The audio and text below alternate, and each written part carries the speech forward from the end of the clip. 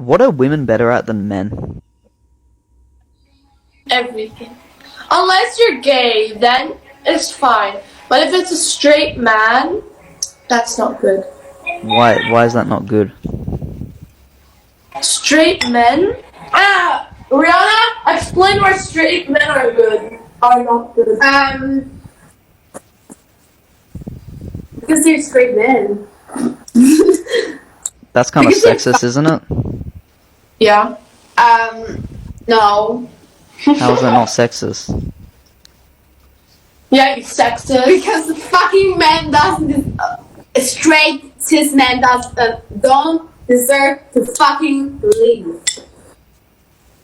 That sounds a bit like Hitler to me. Like wanting to, saying an entire group of people don't deserve to live. It's terrifying. Straight men don't deserve to live. I am constantly terrified of just how comfortable average women are in society being hugely sexist towards men. It's not about that individual woman. What she said was shocking, but it's about the society that enables those kinds of beliefs. And don't you for a second think that that woman is some kind of rarity or exception. Far from it. I'm going to put a link to that guy's YouTube channel and you'll see he talks to lots of women, and the amount of sexism and hatred towards men just felt by average normal women is absolutely off the charts. I'm not denying that there are misogynists out there, that there are male supremacists, but we shame those men. They're a fringe group. Everybody looks down upon them, but the casual sexism towards men is held by a lot of women. That's the difference. We live in this age of tribalism where everybody is protected by their group identity, unless you are a man. Then it's open season. You're getting the impression that women on the whole don't really care about you and your struggles as a man. They don't really see you as fully human, deserving of the same rights and dignity as them. If you get the sense that women don't really feel empathy or compassion for what men go through, you're not wrong. Obviously, high quality women care, and we have a number of women on this channel and on my Patreon who care about men's issues and are trying to improve their understanding. But regrettably, you women are rare. On the whole, women don't seem to care that much about men. Now, some of that is biological because they have these instincts that say men are meant to take care of me. It's not my job to take care of men. And some of it is cultural. You know, there's that idea that we've lived in this toxic patriarchy for so long where men have been on top, and so it's fine for women to have their turn and to completely look down on men. Some twisted dark logic that says because your female ancestors suffered, it's now completely fine to say all straight men must die. I think I need to calm myself down. I can feel myself getting worked up, but honestly, this stuff, it makes me angry because I think it masks fear. Genuinely, I'm scared by how little women seem to care about men. I made that whole video explaining why women don't feel empathy for men. If you haven't watched that one, you got to check that out. But me recoiling at this horrible double standard that exists is one of the reasons why I use the word sexist a lot. I call women sexists. I say what they're doing, what they're saying is sexist. And a lot of people bristle at that because they have this false conception that sexism only flows one way. You know, it's only possible for men to be sexist towards women. And it's a horrible, terrible thing. And every man in this culture is basically terrified of being accused of being a sexist, to the point where you've got men who don't know if they should open a door or not open a door because they're worried about it being perceived as sexist. That's how deep it is in the male psyche. And yet you've got women being blatantly, outrageously sexist towards men, saying that they should die and that they're all trash and all that kind of stuff. And yet, if you point out to them, hey, that's really sexist, they have no conception of that whatsoever. It's a complete revelation. How could you possibly accuse me of that? No, this is just normal. It is normal for me as a woman to say that kind of horrible stuff about men. That's what's so scary about it. It's the fact that that kind of sexism is entirely unconscious. They're not aware of it. And so I call them sexist. I say, you're being sexist, because I'm hoping that the strength of that word will snap them out of their unconsciousness, wake them up, actually make them reflect on what they're doing, what they're saying. It's so weird the way that we live, the way that our culture is set up, because so many of our institutions and our beliefs and our values are set up for the comfort of women, for the benefit of women, so much to accommodate them. And yet, despite that, so many women sincerely believe themselves to be victims of men. Not only have they got the privilege, but they also get the benefit of believing that they're the hard done by ones. So weird. And you know what? it's actually worse than that, because claiming victimhood is one thing, but they actually take it one step further. And there is an active manipulation of men, their actions, and their beliefs to benefit women. The exploitation of men is deeply ingrained in our culture, so deep that it can be hard to even detect how much men are being pushed this way and that way in their actions, their beliefs, their words, in order to benefit a feminine agenda. If this sounds like a conspiracy to you, well, it is. And if it sounds unbelievable to you, well, keep watching. I'm going to explain it. But first, let me calm myself down and tell you about the generous folks over at Tej Hanley, who have agreed to sponsor this video and are ongoing supporters of this channel. Let me ask you this. As a man, do you have a lot of routines in your life, structure? Like in the morning when you wake up, do you have a routine about how you get dressed, read the paper, drink your coffee, watch Alexander Grace YouTube videos? Whatever it is, when it's in a routine, it feels effortless, right? That's the benefit of Tej Hanley, because it's all centered around building this skincare routine. Because let's be honest, some guys are too lazy to really look deeply into this stuff, to find the right product, to find when to use it, how to use it. Tej Hanley takes all of the guesswork. They've done all of that for you. The good news is that you can be totally lazy and still have good skin. You just need to follow the Tej Hanley structure, follow their routine. Like, here are the instructions that come with the Tej Hanley starter pack. They'll tell you what creams to use, when to use them, how much to use. It's fantastic. It's getting amazing skin without even having to think about it. It's just part of your routine. You don't even have to make an effort to go and buy it, because Tej Hanley ships directly to your door. And if you live inside the United States, they'll ship it to you for free. This one's a no-brainer. Tej Hanley has thousands and thousands of positive reviews. People love this product because it's high quality and it's affordable. And because Tej Hanley is sponsoring today's video, they're giving my viewers a fantastic deal. So if you just click in the link in the description box, not only are you going to get the Tej Hanley starter pack at the best possible price, but they're also going to give you a free gift with your box. So click on that link, get started for just $30. Okay, let's get back to the video. Understand this, men and women are different. They are different groups and they have different goals, different agendas, and they need each other to fulfill those. Now, brute force is obviously a terrible way of getting another group to do your bidding, to follow along with your agenda. So you need to be more strategic than that. Ideally, you don't want the other group to even realize that they're being manipulated. You want to subtly co-opt, rationality, language, try and make it seem as though your values, your agenda are the objectively rational ones. You want people serving you and your interests without them even realizing that that's what they're doing. Now, when I say co-opt language, what do I mean? Well, let's use an example.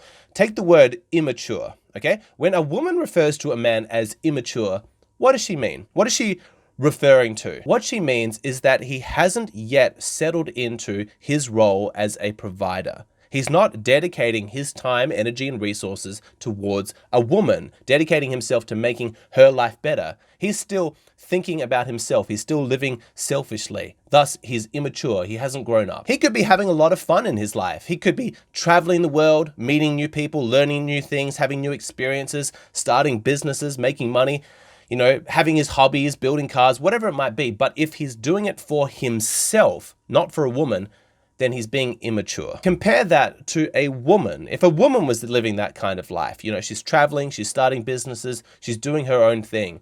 Do we consider her to be immature? Or are we like, wow, look at how independent she is. She don't need no man. You go, queen, whatever it might be. Like, that's something to celebrate. But men who don't place a woman's happiness above their own are shamed with the word, you are being immature. You haven't grown up yet. And this is the example of how language can be used to subtly shame a group of people into better conforming to another group's ideals. Now, listening to that, you might think that what I'm saying makes no sense. You're like, no, obviously a man who's living that kind of lifestyle is being immature. That's just an objective fact. What I'm trying to tell you is that the reason why you think a man living that way is not because it's objectively true.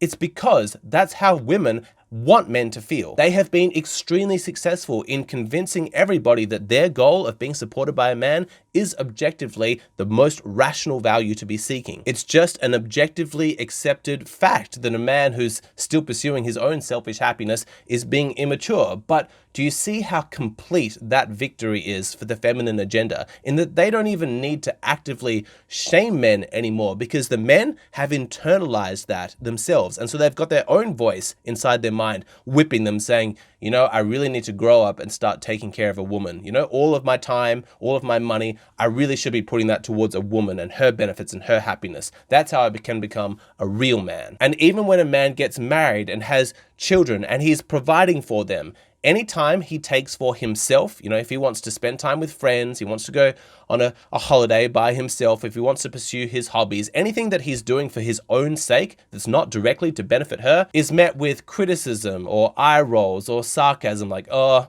he needs his man cave, or I let him have his little toys, or he goes on his little boy trip, how immature that he's not spending time making me happy. Men, I want you to listen to me very carefully.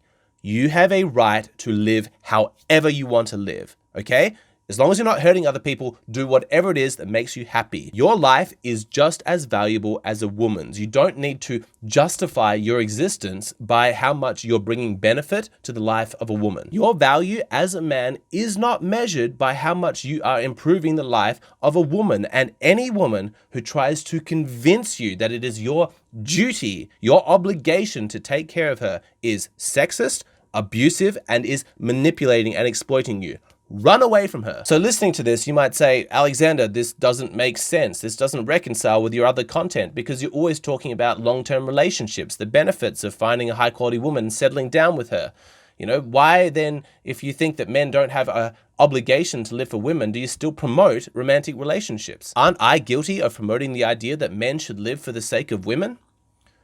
No, because here's the distinction. I do encourage men to settle down into relationships, only with high quality women, mind you. But I don't promote that for the sake of women. I promote it for the sake of men because I truly, sincerely believe that the happiest men that I have known have been the ones that are in long-term relationships with high quality women. My advice is for the sake of men. I want men to be happy. And it's just how I see it. The happiest men in the hierarchy are those who have found a good woman in a relationship. After that, in this middle tier, it's the men who are single, who aren't obligated to live for a woman. And then the least happy men are the men who are in toxic, abusive relationships with low quality women. If you're unsure whether or not your relationship is abusive, I highly recommend you check out that video. But it's never been the case that I'm promoting relationships as though they're the be all end all, something to be obtained at all costs. Not at all. It's better to be alone and single than to be with a low quality woman. Only partner up, only enter monogamy, long-term relationship if you found a good woman who's going to improve your life. But do you see here that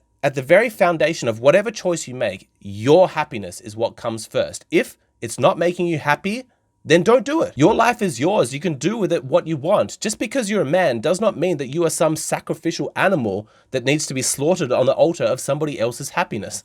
People who read Ayn Rand recognize the influence here. And so a message to the women out there, stop trying to win at men's expense. Stop pretending as though your values, your beliefs are the only valid ones that are somehow objectively true, and that any deviation from what you want is a man being immature. Stop using guilt, manipulation, and abuse to get men to do what you want. And stop shaming men and making them feel inferior as humans simply because they're not conforming to your values. The value of a man is not measured by what he does for you. If you want a man's companionship, his love, his resources, then do not shame him or criticize him or insult him. Instead, be nice to him, be kind to him, and show him how it's in his best interest to make a partnership with you. Because when we cooperate, when we show teamwork and respect for each other's different ideals and values, that's when things are at their best. If you want a positive relationship with a man, you have to see him as more than just a sperm donor and a wallet. He has his own goals and aspirations, and you need to accommodate those.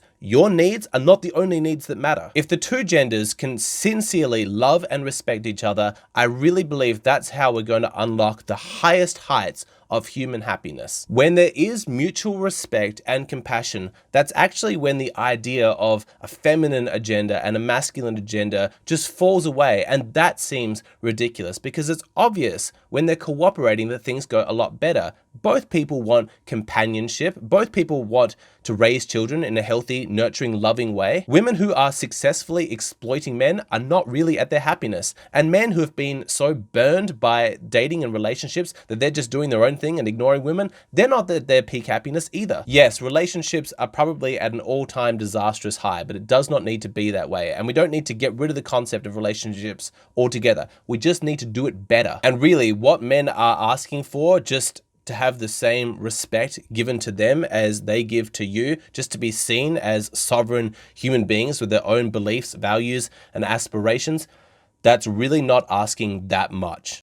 My latest Patreon video is in defense of pessimism. It's why it's a good idea for you to lower your expectations of people. Why I believe that that's actually going to create more happiness for you. And if that doesn't make sense to you, but you're intrigued, then please head over to my Patreon so you can check it out for yourself. My Patreon's amazing value. I've got 200 plus videos there, totally exclusive to Patreon. You just access them for $5. That's all it is. The value is unbelievable. So come on over, support the creator, join the community. I'd love to see you over there.